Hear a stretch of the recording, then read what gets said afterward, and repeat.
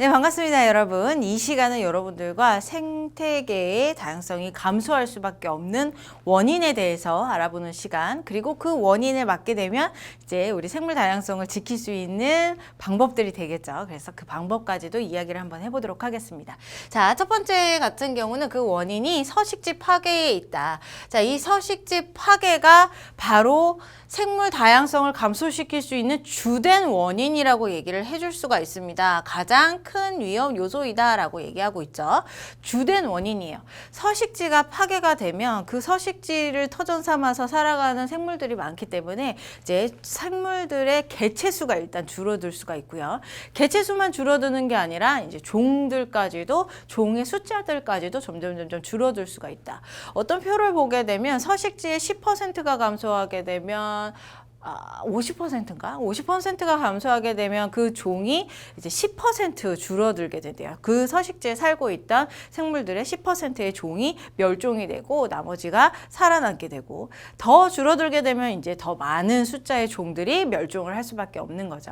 그래서 서식지 파괴는 가장 큰 위험 요소이며 가장 큰 요소이다라는 거 알아두시면 될 것 같고요. 자, 이런 서식지 파괴는 뭐 농경지 인간들의 간섭이 가장 큰 원인이 되겠죠. 농경지를 개간한다던가 아니면 해양 생태계를 파괴를 한다던가. 해양 생태계의 파괴는 댐을 만든다던가 수로를 만든다던가 이런 식으로 인위적으로 인간이 참여를 하고 개입을 하게 되면 그것이 바로 서식지의 파괴가 된다라고 볼 수가 있어요.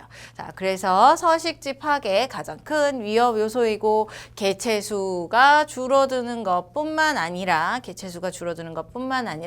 그 종들의 숫자도 줄어들게 된다. 종의 종류가 줄어들게 된다. 이렇게 볼 수가 있겠습니다. 그래서 여러분들 첫 번째, 두 번째, 세 번째 내용들은 이제 참고해서 읽어봐 주시면 될 것 같고, 자, 가장 큰 위험 요소이다. 이 정도 기억을 하시면 될 것 같아요. 당연한 얘기를 하는 거예요. 여러분들도 생물 다양성이 줄어들 때, 종들이 줄어드는 이 원인은 이제 뭐 열대우림의 벌목이라던가 이런 것들을 대표적으로 생각을 하겠죠. 그런 내용들이 여기에서 얘기를 하는 겁니다. 자, 그다음 두 번째 이제 문제에서 자주 나오는 게 바로 단편화 혹은 고립화라고 얘기를 하는 거예요. 자, 단편화와 고립화는 무엇이냐면 하나의 서식지가 있었어요. 여기에는 다양한 생물들이 살고 있었겠죠. 그런데 인간이 또다시 간섭을 합니다. 그래서 그 서식지를 통과하는 철도라던가 도로 등을 건설을 하는 거예요. 자, 여기 오른쪽에 그림이 있는데, 자, 원래 서식지가 이렇게 있어요. 여기에서 철도와 그 다음에 도로를 이렇게 만들어내는 거죠. 철도와 도로의 면적은 굉장히 얇기 때문에 얘네들이 차지하는 면적은 적어요. 하지만 문제는 무엇이냐면 서식지 안에서 살아가는 여러 종들 중에서 요 안쪽에 주로 살아가는 종들이 더 많고 바깥쪽에 사는 종들은 별로 없어요. 그런데 이렇게 도로나 철도를 내게 되면 요 면적들이 이제 잘라지게 되는 거죠. 서식지들이 잘라지게 되고 단편화가 되게 됨으로써 이 안쪽에 내부 면적들이 확연하게 줄어들게 되는 거예요. 그리고 여기 바깥쪽에 가장자리의 면적들은 늘어나게 되고 안쪽 내부의 면적들은 이제 확 줄어들게 된다. 이렇게 내부의 면적들이 줄어들게 되면 서식지 파괴나 마찬가지죠. 종수가 줄어들 수밖에 없는 상황이 여기에서 발생을 하는 겁니다. 자, 여기에서 수치화 시켰어요. 원래 서식지의 면적이 64헥타르라고 한다면 도로를 만들고 철도를 만듦에 따라서 이제 그 주변을 살 수가 없고, 그 다음에 가장자리 영역과 내부 영역으로 나눴을 때 서식지가 34.8헥타르로 훨씬 확 줄어든대요. 절반 정도로 확 줄어들게 돼요.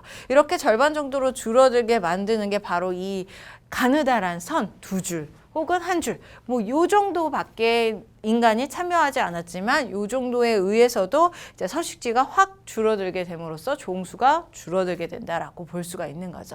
자, 그 내용에 대해서 더 얘기를 해보도록 하겠습니다. 자, 단편화된 서식지에 남아있는 개체들은 이제 개체 숫자가 확 줄겠죠. 개체 숫자가 줄어들게 됨으로써 이제 무슨 일이 일어나게 되냐면 환경의 변화에 대해서 적응력이 확 떨어지게 되어 있어요.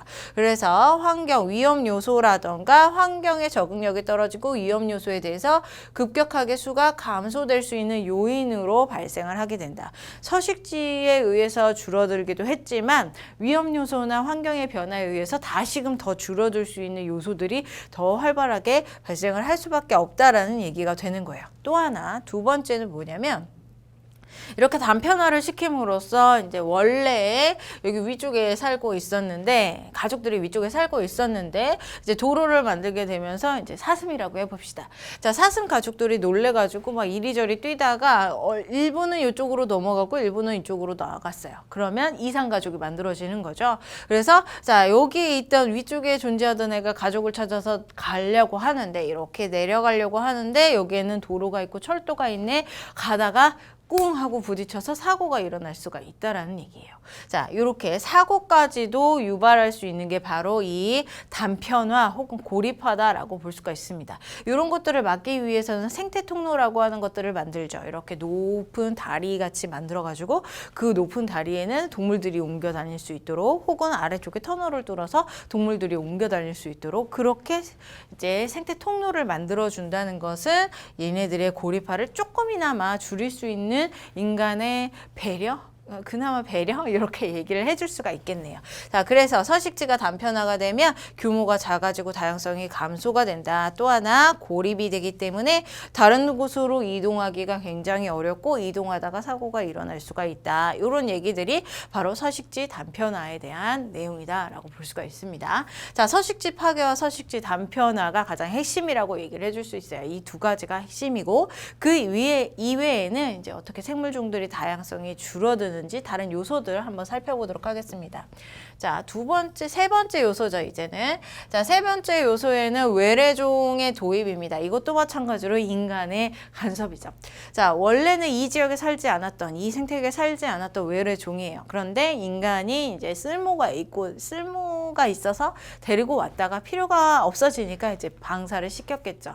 자, 그 결과 얘네들이 하나의 생태계에 뚝 떨어지게 되는데 기존에 살고 있던 생물들은 얘가 듣보잡이라고 얘기를 하나요? 정말 듣도 보도 못한 놈이 딱 나타난 거예요. 그래서 얘가 내 천적인지 먹잇감인지 아니면 내가 피해야 될 놈인지 모르는 상황, 어리둥절한 상황이 발생을 하게 되는 거죠. 그래서 이런 외래종이 딱 오게 되면요.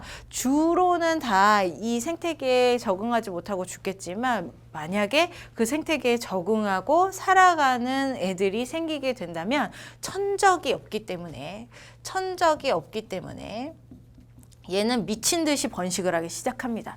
천적이 없으니까 잡아먹는 애들 없잖아요. 미친 듯이 막 번식을 하게 되고 그 다음에 고유종들을 제거하기 시작을 합니다. 그러면 그 원래의 생태계가 흔들리겠죠. 평형이 유지가 깨지게 되고 그 결과로 다양성이 감소하게 될 것이다 라고 얘기하는 것이 바로 외래종의 도입에 대한 내용이 되겠네요. 자, 그 다음 네 번째 불법 포획과 남획. 이것도 당연한 얘기죠. 인간의 간섭이고요. 자, 얘 같은 경우는 고유한 종이에요. 고유종. 하나의 특정한 종이 확 줄어들게 되는 방식이 바로 이런 방식이에요. 불법 포획이나 남획. 예를 들어서 곰의 쓸개가 좋대. 그러면서 사람들이 이제 곰을 마구잡이로 잡기 시작을 했어요. 그러면 그 생태계에 살고 있던 곰의 개체수가 확 줄어들게 되고 멸종에 가까이 이르게 될 수밖에 없는 상황이 이루어지게 되는 거죠. 자, 야생동물의 밀렵이라던가 희귀생물들의 채취 이런 것들이 이제 고유종 혹은 특이종의 감소하는 것을 야기를 시킬 것이다. 이것도 마찬가지로 인간의 간섭의 하나이다라고 얘기를 해줄 수가 있겠습니다. 자, 이렇게 네 가지 정도로 얘기를 해볼 수가 있는데요. 이것들은 우리가 생각을 해봤을 때 당연한 내용들이에요. 당연한 원인에 의한 생물종의 감소라고 얘기를 해줄 수가 있고 그럼 이런 생물종의 감소를 내가 조금 막고 방지하고 이것을 이제 다양성을 조금 유지를 하려면 어떤 방식을 해야 되느냐.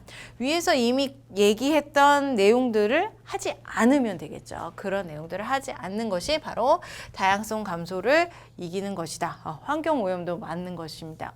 다양성을 줄이는 거예요. 뭐 산성비라던가 토양도 마찬가지로 산성화시키는 것들이 마찬가지 생태계를 감소시키는 거죠. 자,